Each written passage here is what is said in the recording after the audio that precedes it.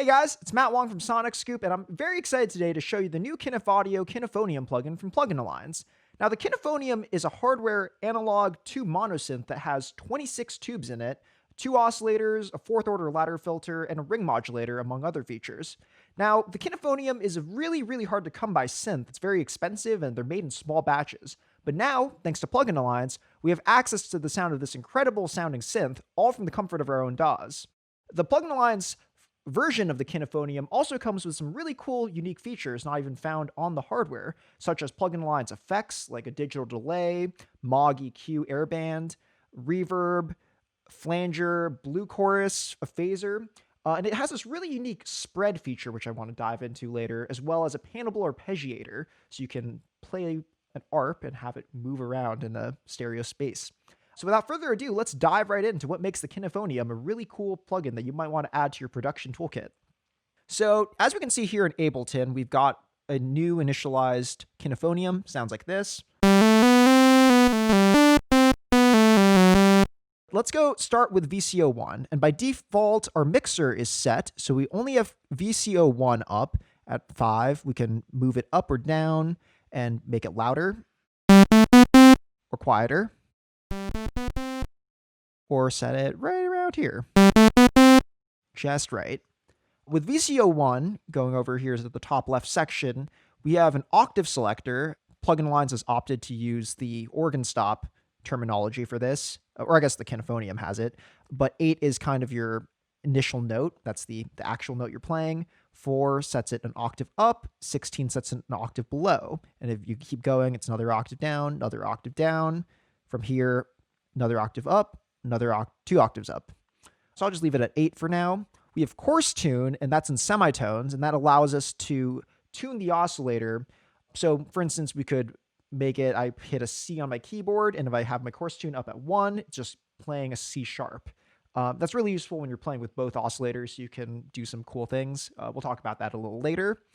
And then we have fine tune, which works in cents. And fine tune allows us to just really minutely adjust the pitch of the oscillator. We have mod amount, which you can control by the envelope, LFO, aftertouch, or an external source. We can talk about that more in depth later. And then right here, we have our selector for picking which type of waveform we want to use. Right now, we're at saw, which sounds like this. We can go to triangle, pulse width, and with the pulse width, we have this knob here to adjust the pulse width amount. And then finally, we have a sine. So as we can hear, the saw is a very aggressive type of sound.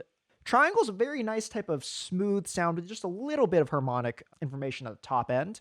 And then the pulse is pretty diverse. We can get a lot of cool things out of it. The sine is very basic and just like a round, nice, simple sound. It's also important to note that you only have the pulse width waveform on VCO1. You don't have access to that on VCO2, and hence you don't have pulse width knob like this one here. Next, we have FM mod, which is a frequency modulation. We can turn that on or off and control the amount here. And then let's go to VCO2 now. So this is VCO1.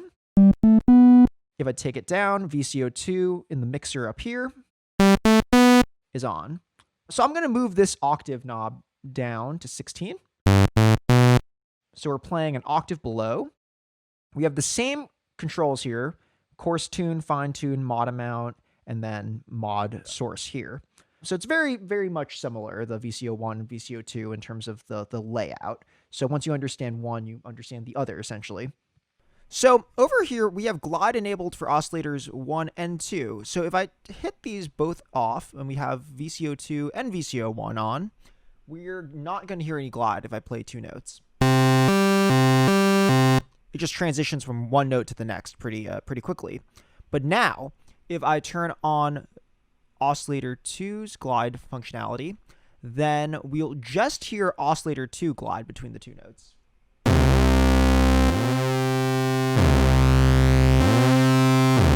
And you can use that to get some really dark and really grungy sounds. And again, if we want to have both oscillators glide, just turn them both on there.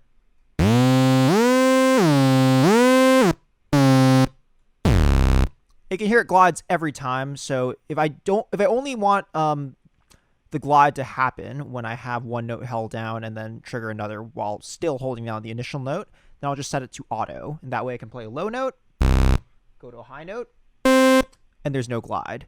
But if I hold down a low note and then while holding down that low note hit the higher note, we'll hear the glide. So that's a little bit about the glide section here. And then we're going to go to the mixer here, and I'll just turn on VCO1. Not turn it on, I'm just going to increase the amount. It's on by default. And switch it back to a sawtooth. We can introduce noise over here in the mixer as well. And select what kind of noise using this little selector.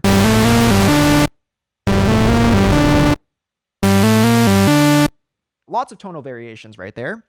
Let's just go and jump now, before we talk about all this modulation stuff down here, which we might experiment more with in future videos. Let's talk about the envelopes. So right now I'm playing, and it's a very sustained sound, which makes sense because sustain is up all the way over here. Now let's try to make a pluck sound by taking the sustain down and increasing decay for envelope 2, which is our VCA, which controls volume. Amazing.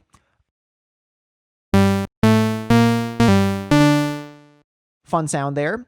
I'm going to take the sustain back up a bit, and we're going to increase the attack time so we get a nice smooth and slow elevation to the peak point of our sound. And once it reaches that peak based off our decay time, which is long right now, it'll take a while before it dives back down to the sustain period. So here's this sound.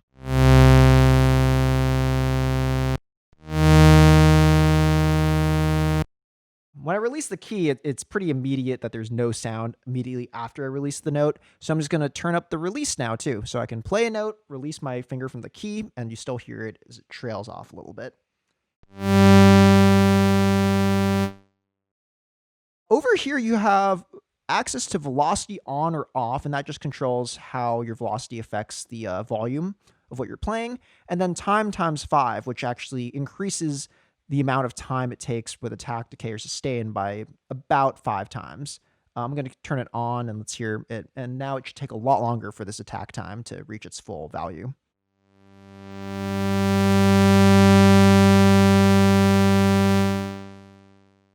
So that's pretty fun. Lots of controls for VCA2. We also have these same controls for envelope 1, which we can assign envelope 1 to a lot of different things within the plugin, such as mod amount for VCO2 or the filter. And we'll just play around with that in the filter because that's probably one of the most common reasons to have a second envelope. So I'm going to take the filter down, and this is a low pass filter.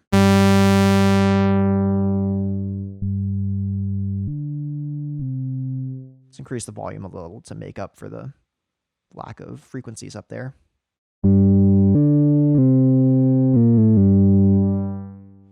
We have keyboard tracking, which means the higher I turn this up, the more the filter opens, the higher I play on the keyboard. That's very useful because when I'm playing low notes, I might want some of the high-end frequencies gone, so that's a really bassy sound. And then as I get higher, if the filter stayed in like a lower area, you might not hear some of the higher notes. So by turning keyboard tracking on, the filter moves as I play higher, and you can hear those higher notes.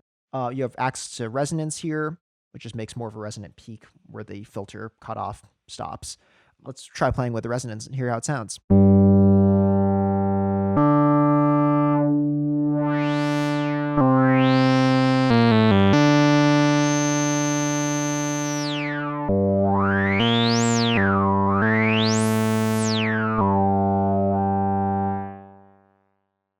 It's a very musical sounding filter, and I really love it. And now we're going to just introduce a bit of the mod F amount, which is mod filter amount. And I'm going to select under mod sources envelope 1 to positive. So that means that my envelope, if I have it set to decay like this, for instance, will open up just according to the amount of the mod F here. And it will have the envelope shape of envelope 1, which in this case, I just have it with a short decay time. So it should make a bit of a plucky sound, and I'm excited to hear how this sounds.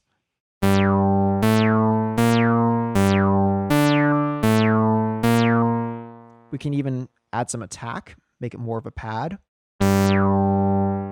maybe even more attack. And to make it really more of a pad, we should probably increase the attack time for envelope too, for the VCA.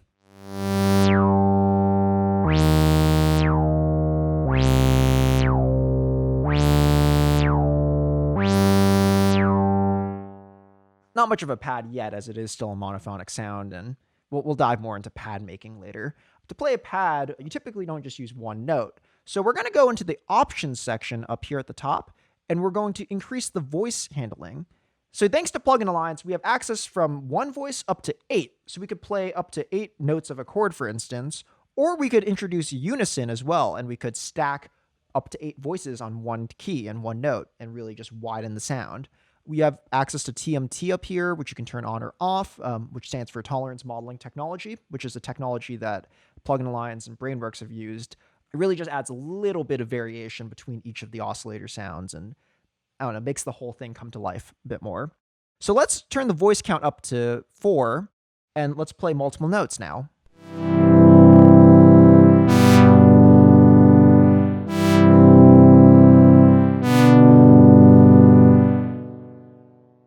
And now that sound that really didn't sound like too much of a pad earlier really has more of that character. We can also, under the envelopes, just turn off velocity sensitivity, just because it will make everything just sound pretty consistent and it won't change depending on the velocity of which we hit the keyboard.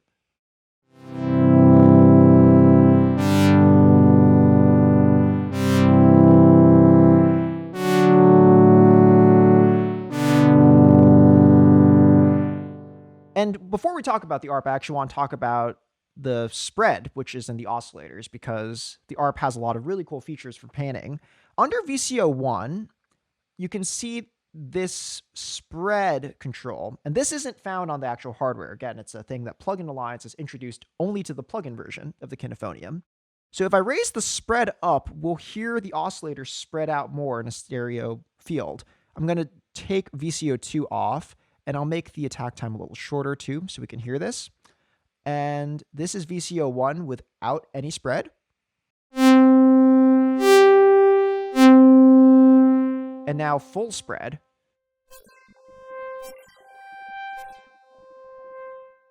It's pretty cool. So we have a lot more of a wide sound now. And you have independent control of spread for VCO2 over here too. So now if I go to VCO2 and we just hear that.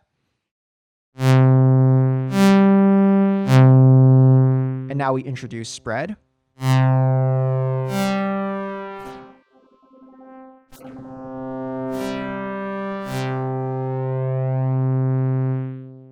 It's really nice to just create more of a space for the sound.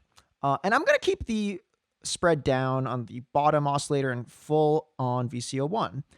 Now with the arpeggiator, we have access to as played modes, up, or down, then up, and a couple other modes that you can read more about in the manual, such as randomize, which kind of just randomly picks which note to play. You have an octave selector here, so you can play just the octave you played.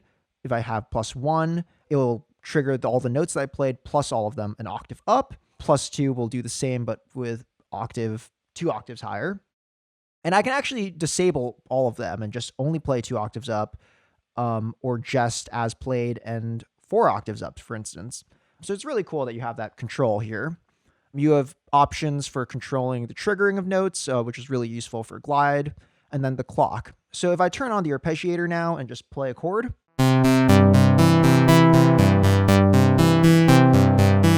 I can increase the divider and make the arpeggiator faster, or I can make it slower.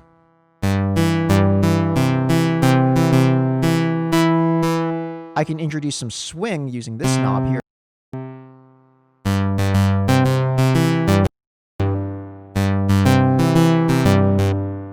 And I can control with the panning section here, if I turn this on, the direction of the sound. So here it's left to right, and now if I play a chord,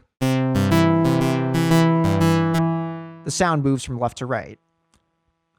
Finally, we have the effects section up here and options for delay, the airband, reverb, flanger, blue chorus, metal 666, phaser, EQ ranger, and wave folder. You can change the effects chain however you like and move these effects around. There's a help section down here which opens up the manual if you have any questions, and you can learn more about Knifonium there. I hope you found this look at the Knifonium pretty helpful, and we'll be showing some more videos soon talking about more in-depth parts of the Knifonium and really diving into certain sections. If you enjoyed watching this video, I highly encourage you to download the demo of the Knifonium and try it on your own system and see how it works for your needs. Till next time, it's Matthew Wang from Sonic Scoop, and I hope you have a great day.